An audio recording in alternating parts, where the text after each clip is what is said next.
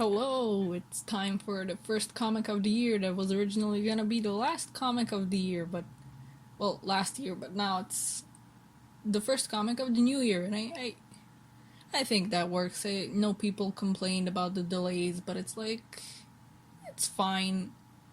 Plus, the basically on New Year probably isn't the best time to be releasing a comic. I think, um, they've they've screwed themselves over with that before in one of the past years. I think, I'm not sure, they either released it right on New Year or right on Christmas. Either way, way busier time. Busy for me as well. I mean, probably I'm obviously not the only person, but that's why there have been no videos. The holidays actually keep going after New Year where I live. So I've been pretty busy. Schedules hectic. I don't really have one, let's be honest, but you know, um let's get going. I well, no. I'm gonna say hope you had nice holidays and um that the new year is treating you as best as it can because let's face it, stuff's still crazy. It doesn't go away just because the clock struck midnight. This is not Cinderella, but I hope life's treating you well despite everything. Let's get going. I don't have much to say about this cover. Really, it's kind of one of the the less exciting ones we've gotten recently. I think. In my opinion, cover B for this issue is more visually interesting to look at, but I digress. I guess since it's technically released around Christmas time, this one kind of fits with the season. Like, Sonic is just having fun in the snow. Well, there's Badniks, but that's fun for Sonic, let's be real. There's trees with Christmas lights in them in the background, and a bit in the foreground.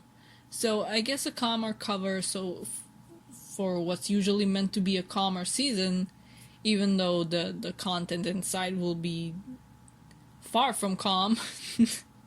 Given that the last time the heroes have to deal with saving their friends who are kidnapped and on a roller coaster, or saving a bunch of people from an avalanche, and they're saving Chow and Amy is fighting a giant polar bear robot, it's anything but calm in there. Starline really probably has a how-to villain 101 handbook somewhere. He's talking about how this is cliche, but let's be real, he's too much of a dramatic diva to resist doing this. Even he knows it's cliche, but hey. And it's not a bad thing. I'm not saying it's a bad thing. I like it. I like that he's dramatic. Yeah. The panel that started more shadow discourse. I'll get back to this later, don't you worry. I like the concern that Sonic has for Tails here. Emphasized by the little lip bite there too. It's cute. And I like that Tails is telling him to, you could go do his hero thing and that they'll be okay, instead of just, surrendering and going, Sonic, help me! That I'm happy. This is good. Okay, getting back to the topic of Shadow here. Unpopular opinion, probably, but I don't think Shadow is all that bad here. Like, no, this isn't really the old game Shadow or the Archie comics Shadow, but the writers have said, or at least Evan Stanley has, but she's working on the same book, so she might as well be talking, speaking for anybody that works on the book as a writer. They don't control the characterization, but Sega does. But the writers are doing the best they can with what they're given, and I don't think this is all bad. I don't think Shadow would have fallen for Starline's expectations of him, which is that he wouldn't go straight for Starline and that he'd get distracted by saving Rouge and Tails. And it's because he trusts Rouge that he goes straight for Starline, because he'd really be underestimating her if he thought she'd just sit there tied up and not get out of some measly ropes. Case in point, she was already in the process of cutting the ropes and getting free, and she also has Omega's help too, which is amazing, really, given that he's still just a robot head. He's never unarmed, but since he has no guns, I find it inherently funny that his weapon is to basically scream really loudly at Starline. Okay, here's the other thing that's pissed people off, but I don't think it's that bad when you consider things. I'm gonna go into a kind of headcanon theory here, so bear with me. So you know how Sega says that gun doesn't exist, right? I think it's ridiculous to claim it's never existed, given that the events of Sonic Adventure 2 and Shadow's backstory and everything can't have happened without Gun existing. So this is the headcanon bit. I think Gun did exist, but was destroyed as an organization by Eggman during the events of Forces, which we know are canon to these comics. And honestly, even without that theory / headcanon of mine, it still stands that this is a Shadow that no longer has anyone giving him orders. And that's something he's basically spent his whole life doing, following orders, to either bigger or smaller extents. So, he fully has the freedom of choice right now, and I don't think he's used to that. I think it's fair to assume that he's trying to figure out what to do, and he has an almost flinch-like response to thinking he's being ordered around, because he's like, I'm done with that. It's not what we're used to, but like I said, the writers have constraints and they're doing their best. So I'd like to see where they go with this, or I guess where they're allowed to go with this. Even if my theorizing ends up not being correct. And at the very least, I'm glad Rouge is allowed to try and guide Shadow like this, that Sega didn't meddle with this and wasn't like, no, he has no friends, you can't do that. So it's not ideal, but it's, the writers are doing their best, and I don't think this is as bad and horrible and awful as people are making it out to be. And this is more of a side observation, but I think he looks really cute here, considering, he's considering what Rouge said. Neat that we have E-series robots that look like Gamma around, though Gamma probably doesn't find it as neat.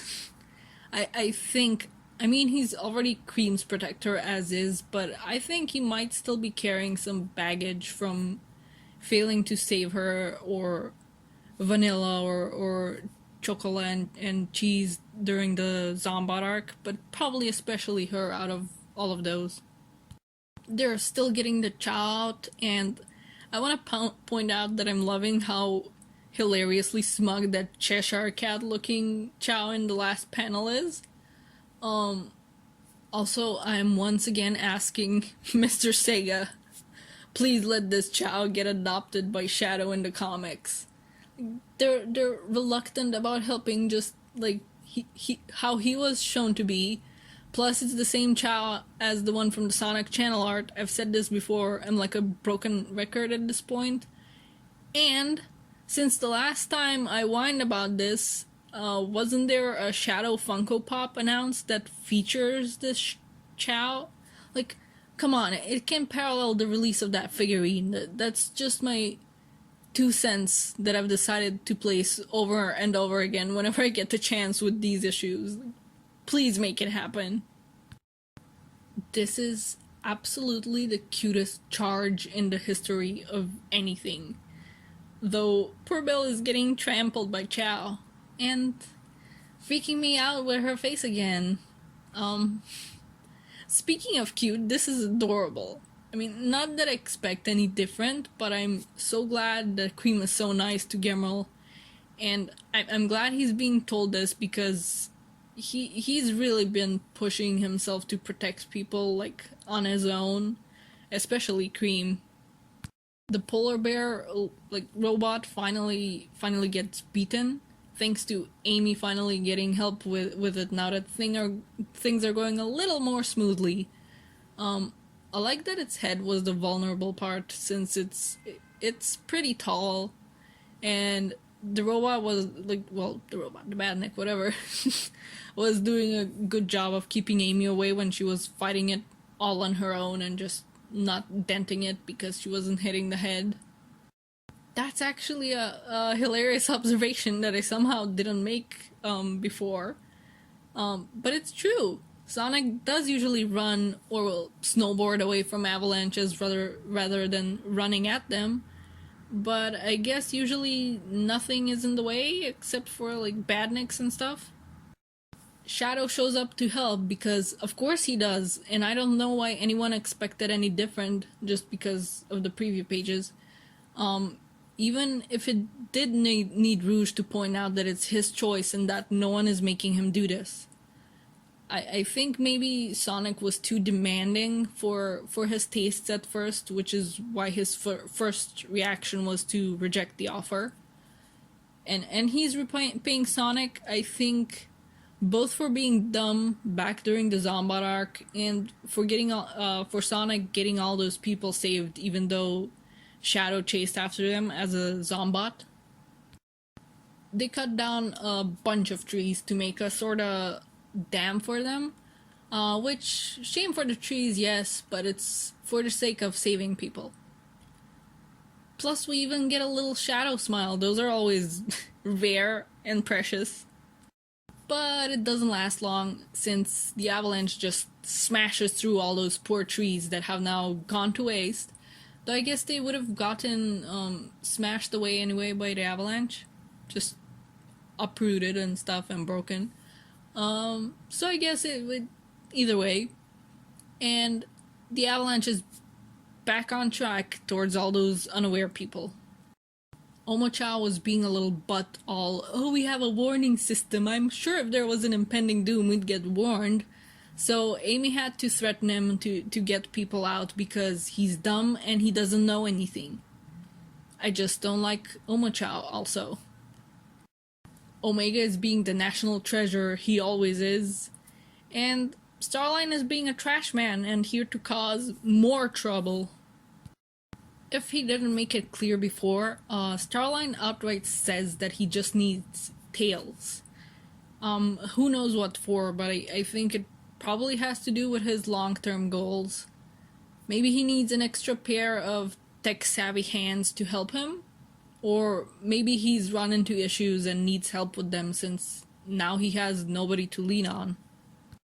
I know the focus here is what Tails and Bill are talking about, but I'm just so glad Starline got decked by Amy's hammer.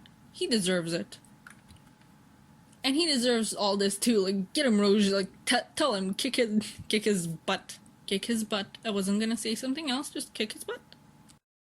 There we go, that's what we wanna see. Tails retaliating and thinking on his feet. And we wanna see more of Starline getting decked too. He really does deserve all this and more. He has deserved it ever since the Mr. Tinker incident. Ah, right. The consequences of your own actions. I love Tails' face here too. And this is another showcase of Starline having the same flaws that he criticizes Eggman for. He got so caught up in his fight with the heroes that he had his own plan pretty much literally blow up in his own face. There it goes. That man is dead. Well, okay, not really. They wouldn't really do that. Plus, let's be real, he has the tendency to weasel his way out of unlikely situations. This is kind of funny, but given Amy's characterization in the past, It's kind of creepy to think that she developed these other hedgehog tracking methods because she was like following Sonic around to bother him with with her marriage proposals. There she go, hugging him out of nowhere and him looking vaguely uncomfortable. No, thank you. Shadow's back to being Mr. Grumpy Pants, and Sonic gets to see that Bill stuck around and helped. He apologizes for being distrusting of her before, and she'll get to be Tails' lab assistant pretty much. I'm glad for that, since she'll get to be around people rather than being all lonely in abandoned bases. Omega gets properly, there we go. Omega gets properly fixed up this time. He's got a full body, and this one won't fall apart on him as easily as the last one, since it wasn't built in a hurry by a crazy mustache man. Him and Gemerl also get a little rival banter in, which is fun. This adds to the funny moments of this issue, just Amy and Rouge sweating like, yep, it was safe for sure, don't worry about it. Rouge is just out of there, like, she's like, yeah, no, not dealing with a disapproving mom. You can deal with that on your own, Amy. I adore this, and I'm gonna say it again, I don't care if I sound like a broken record. Please let Shadow adopt the Chow. It's so precious. I'm glad that we get to see that Shadow is still a softie at his core. Please. Well, at least, if he doesn't, at least they kind of throw us a bone here. Wouldn't by throwing an apple. Tails has some concerns over Belle, and is kind of on the right track of figuring out who made her, but not quite. She still won't outright say it though, and she is sorta right. Eggman didn't create her, Mr. Tinker did, but Mr. Tinker was Eggman without his memories, so maybe she just doesn't want to admit to that. This jerk is alive as expected, and just his perm, his freaking perm, he almost died, and he has a live, laugh, love mug. Everything about this is hilarious. Evan Stanley has said that originally the live, laugh, love mug was like a placeholder, like a placeholder in the, I guess, sketches for this, but she ended up liking it too much and kept it. And between him complaining about his perm being ruined by young people daring to do good, and his mug, we know Starline is truly a villain because he's like a Karen. I'm sorry. But yeah, I think also that the mug wasn't planned kinda adds to the hilarity. Okay, that is absolutely creepy in a fun way, and not what I'd been guessing he wanted Tails for at all. Like, he's so creepy, all calling a live person a complete specimen. He's a fun villain, and we finally get a bigger hint about just what his big plan is about. He's very likely not making robots, but rather something biological. I kinda thought maybe that was the case because of the test tubes, but I wasn't sure since we've seen robots and androids in test tubes before. I have so many theories already. Like, what if he makes a creepy biological-ish version of the Tails doll? Or what if he's gonna try to make himself a Tails clone to be his assistant? He doesn't trust any other people, and Zavok raised the point about how robots aren't good enough sometimes, that, like, they aren't as good as living people. Um, but a clone or some kind of mutant would be something of Starline's own creation. Um, and that still leaves the second test tube. Like, is he gonna go after somebody else next?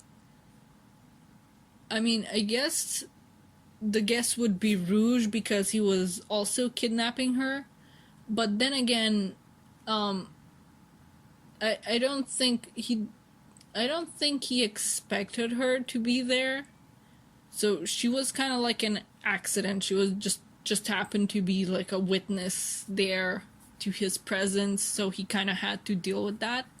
So maybe it's not Rouge, maybe it's somebody else. Um the ending there does say a true test for the next issue. So that's kind of concerning. Like, of course, it could mean something to do with Omega testing out his newly rebuilt body, or maybe we'll get a time skip to when Starline's completed whatever he plans to do with Tails' DNA. It's a very interesting direction and turn of events, so I'm very curious to see where it all goes. And I like it. Maybe maybe he's gonna make some kind of monstrosity. I mean, or originally his concept art, Starline's concept art has Frankenstein's monster kind of influence. So it fits that he do biological stuff. But I can't wait to see what it is. We keep getting teased with the test tubes and him being like, "Oh, my grand plans." So this is very exciting. I can't wait to see where it goes. But yeah, that'll be it.